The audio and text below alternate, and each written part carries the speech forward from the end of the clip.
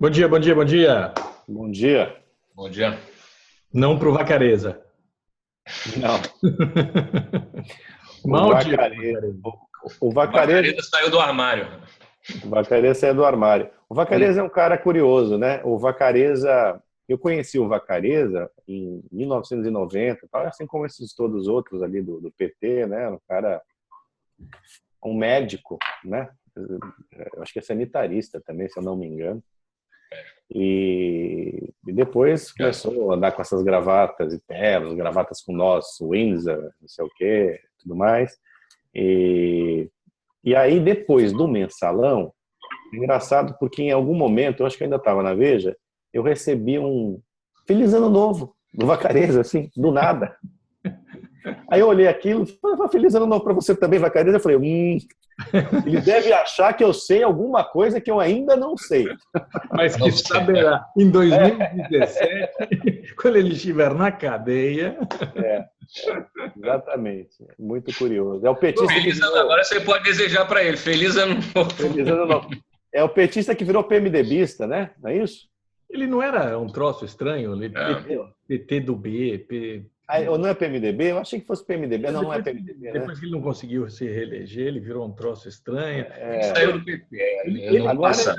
Eu fui pesquisar no nosso arquivo e encontrei os primeiros artigos que a gente publicou a respeito dele, bem no comecinho do site, porque na primeira era da Lava Jato, ele já estava no meio, até mesmo pelo caso do Jorge Luz, pelo qual ele foi preso hoje, e é isso aí, né? A gente já falou sobre isso. ele agora é do PP.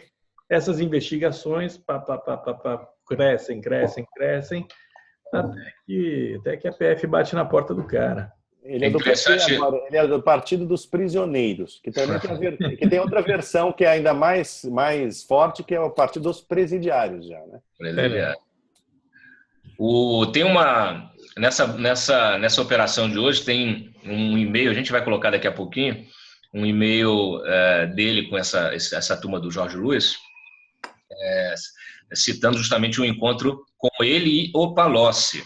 Então, provavelmente a gente vai ter desdobramentos aí que vão complicar aí um pouco mais a vida do Palocci e Petrobras, né? Que é uma coisa que a gente sempre bateu aqui. A Lava Jato foi muito clara, né? Dizendo que esses 500 mil dólares foram pedidos em nome do partido, em nome do líder do PT no governo Lula e no governo Dilma. Não esqueçamos, na Câmara. Não é pouca coisa, não. Não, cara... todos, eles meio que desaparecem, saem do radar, como o Marco Maia, por exemplo, foi o presidente da Câmara. O papel que teve depois o Eduardo Cunha, Rodrigo Maia. Quer dizer, o cara era importante. São personagens que parece que não tem muita relevância, mas tem, né? O próprio André Vargas, o pessoal trata como só ex-deputado, mas o cara foi vice-presidente da Câmara e secretário nacional de comunicação do PT. E o Vacareza nessa linha. O cara também era um desses próceres, vamos dizer assim, dessa turma ali do Lula. São os coronéis do Lula, são todos os coronéis do Lula. São todos eles, estão todos eles ali. A gente conhece os caras, a gente sabe o que eles fizeram. E agora estão sendo mandados para a cadeia até o dia em que o Gilmar Mendes soltá-los. Em breve, provavelmente, já vem habeas corpus do Gilmar Mendes, já que ele está soltando todo mundo mesmo, e já que vão reverter essa permissão para se prender um condenado depois da segunda instância, e parece que é absolutamente inevitável isso, né? A despeito da Carmen Lúcia. A despeito das declarações da Carmen Lúcia. Lá no seminário promovido pela Jovem Pan, no qual estávamos presentes, a grande preocupação, assim, nós repercutimos, o restante da imprensa também, mas de fato foi muito mais forte do que nós pudemos repercutir, né? Porque era o zum todo. Era a grande preocupação expressa pelo Moro, expressa pelos juristas que estavam presentes, pelos policiais, né? Pelos procuradores e tudo mais, dessa reversão da prisão de condenados em segunda instância, que é para livrar todo mundo, né? Para livrar o Lula, para livrar possivelmente Eduardo Cunha, Antônio Palocci. Ou seja, de fato a coisa mais perigosa, né, que a gente tem que enfrentar neste momento. Agora, uma coisa a Carmen Lúcia disse ao Moro, né, numa conversa rápida que tiveram, que ele teria uma boa surpresa, porque ele expressou essa preocupação, né, ela disse que não está em pauta, mas todo mundo diz que tem que estar em pauta. Pois é. O problema da Carmen Lúcia é que... O Gilmar Mendes disse isso. Hoje tem o Celso de Mello falando para o Estadão que tem que ser levado para o plenário. Se havia uma diferença clara entre os precedentes e a atual presidente do STF, é essa. Quer dizer, ela é uma presidente que tem se mostrado muito fraca. Isso não é uma crítica pessoal à Carmen Lúcia, porque as posições dela, de maneira geral, são muito boas. Mas ela, naquela cadeira lá, está se deixando ultrapassar pelos mais antigos e mais espertos, né? E ela precisa entender que naquela cadeira ali, ela tem um poder muito grande. E ela tem que disciplinar esses caras. Né? Porque, assim, ministro do STF que negocia coisa diretamente com o presidente da República, passando por cima da presidente do STF... Reunião clandestina. A diferença entre a teoria e a prática, né? Porque ela tem muitas frases bonitas, mas na prática ali a gente não vê isso acontecer. E o elemento... Isso é injusto, porque as posições dela são corretas. Não é que na prática... Não, ela tem um discurso completamente... De maneira nós possamos recriminar aqui, é que ela não segura os caras. E ela tem que entender que numa posição de poder, o poder isola, mas o poder também pode agregar. Ela tem um respaldo da sociedade, né, para evitar que a impunidade continue a reinar no país. Esses caras não têm. O Gilmar Mendes está sendo massacrado. Né? Inclusive, essa coisa de ficarem lançando ela como se ela fosse candidata à presidência da República, isso tudo é manobra para torpedeá-la, para enfraquecê-la. Ela precisa entender isso, ela não pode ter medo disso. Um certo protagonismo, mas não protagonismo de ficar citando Carlos Drummond de Andrade, poeta mineiro, né? Não é isso. Protagonismo ali, ó. Carmen Lúcia, tem que pôr na mesa. Claro. Né? Tem jeito. É muito ruim. No final das contas, ela está deixando o Supremo sem rumo, né? E aí você começa a ver não só todas essas declarações de Gilmar Mendes, públicas, ele mudando de posição. Até agora ele não explicou direito essa mudança dele de posição sobre essa questão da prisão após segunda instância, né? Precisa explicar por que mudou de opinião. E também essa intromissão na política, né? Essa mistura de...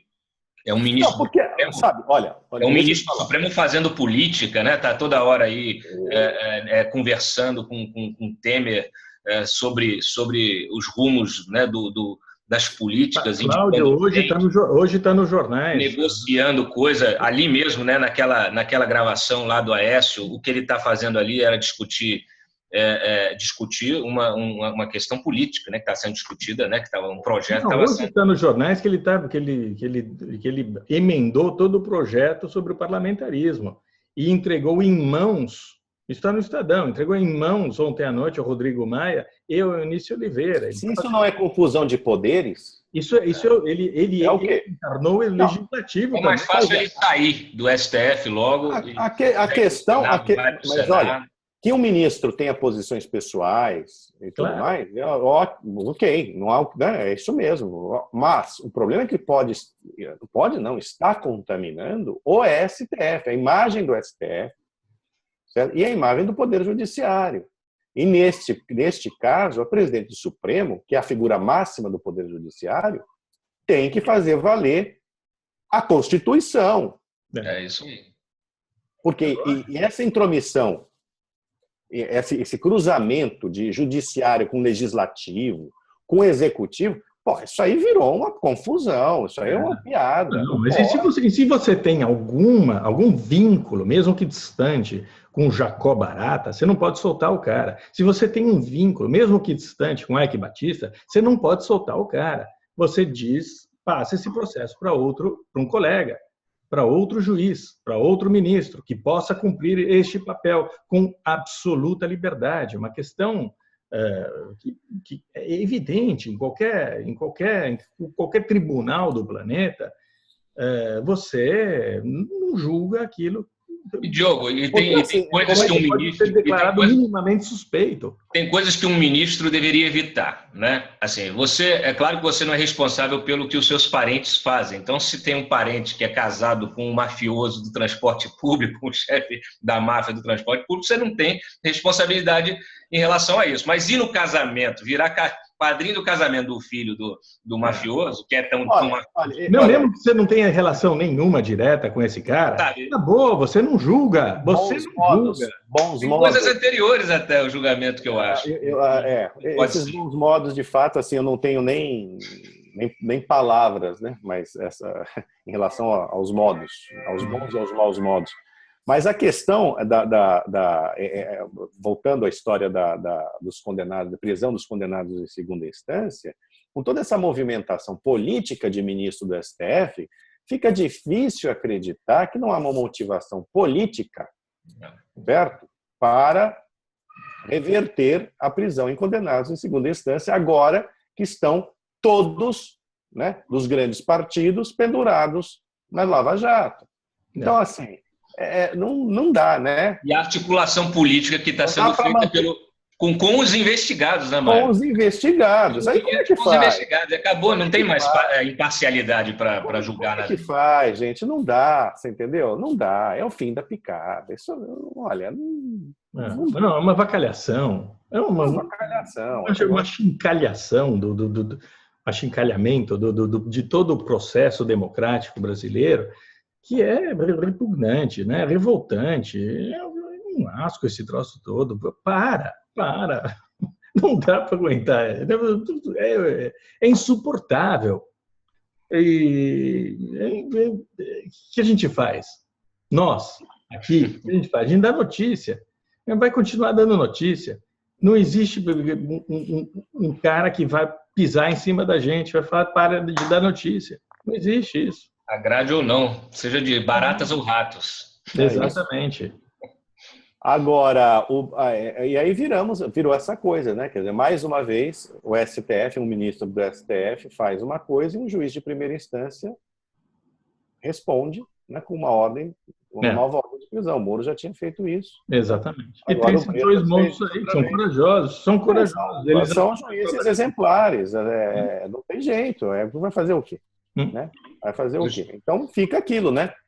Virou um jogo de gato e rato. Né? E uma recomendação ao Bretas, porque eu já vi isso acontecer na Satyagraha. Então a recomendação ao Bretas é manter ali a serenidade. Vai ser muito necessário ele manter a serenidade, porque obviamente que essa briga jurídica vai se transformar numa coisa muito maior e ele vai ser bombardeado, apedrejado, pressionado de vários lugares. Então, ele tem que manter aí a serenidade, porque não pode reagir fora dos autos. Aliás, tem que também ser sereno. E a escolta, viu? Porque a escolta do Moro lá no seminário da Jovem Pan, quando você vê de perto, é impressionante, viu, doutor? É um negócio... sim, tem que ser. Você está a 20 metros do Moro, sei lá, olhando o Moro, já tem um meganha te olhando feio. Não olha não. Complicado. Ainda bem, claro. Ainda bem. Né? Bom, vamos apedrejar esses caras, hein? Que eu não aguento mais. Qual será o capítulo da reforma política que o Gilmar escreveu? Ele falou do parlamentarismo. Ele vai implantar o parlamentarismo no Brasil. Além do parlamentarismo. Não, ele vai rasgar, assim como ele rasgou as provas da Odebrecht, ele vai rasgar os 2 plebiscitos que já foram feitos sobre o parlamentarismo e vai impor o parlamentarismo. E o Gilmar, e segundo a notícia do Estadão, o Michel Temer já acatou e vai fazer um teste, no fim do mandato dele de parlamentarismo. É inconstitucional, certo? O Modesto Carvalhosa diz isso claramente, né? Esse tipo de mudança na Constituição só pode ser feito por meio de plebiscito, certo? Não foi à toa que fizeram um plebiscito, aquele plebiscito que incluiu a monarquia, né? Inclusive, né? Então, assim, não pode fazer esse tipo Quem de precisa de plebiscito, Mário? Se tem Gilmar Mendes? Não precisa. Como? Que subversão é essa? Valores. A voz do povo. Ontem, porque tem tanta coisa acontecendo que não deu muito, não houve muito espaço para o debate, mas tem uma outra, depois de emenda Lula, depois de fundo eleitoral, etc. E tal, a reforma política está prevendo aquela emenda dobradinha, né, que pode ser o cara vai poder concorrer a presidente, a governador, a deputado, vereador, a senador, tudo ao mesmo tempo. Se ele não conseguir voto para presidente, ele vira. Vocês sabem que quando eu fui. Provavelmente em diversos estados também, né? Ele pode ter isso aí, imagina só, né? Quando eu fui morar na França. O Lula que já vai perder mesmo para presidência, mas garante ali uma vaga. Quando eu fui para dele em outra instância. Então, mas quando eu fui morar na França, uma das coisas que mais me impressionaram, que eu não sabia, é que um deputado podia conservar o mandato de prefeito. Então, assim, aparecia lá, sujeito na televisão, deputado e prefeito, né? Aí eu fui olhar, podia mesmo, uma coisa que me impressionou. Com o Macron, isso acabou, eles estão revogando esse troço, entendeu? Aliás, acho que já revogaram. Que é um absurdo, né? Bom, no Brasil também, o cara vai. É diferente. Não, mas atenção, na França, quem inventou a separação dos três. Não, sem dúvida. Mas é um deputado no Poder Legislativo e como prefeito no Poder Executivo. É isso, você se elege para o Senado, depois você é prefeito, acaba o teu mandato e você tira o teu suplente e volta para o Senado. Mas atenção, na França exercia concomitantemente o mandato, você entendeu? Não, é mais absurdo ainda, né? Uma coisa que não tem o menor. Mas essa emenda dobradinha aí é justamente para garantir esse foro privilegiado para o Lula de qualquer maneira. Agora né? É o seguinte, ficam lá os 10 de sempre. Agora eu sou prefeito, governador, deputado, vereador, senador e juiz. Alguma coisa. Olha, se for para pagar um salário só, de repente vale a pena. Corta. É um negócio. Gente, é um negócio. Constituinte. Constituinte. Né? Constituinte. Popular. Francamente, senhores. Não dá, né? Não dá. Não dá. É um negócio assim, fantástico. É uma bacalhação. Resistam, por favor. Eu sei que é duro, mas resistam. Vamos lá. Tchau. Tchau. Boa semana.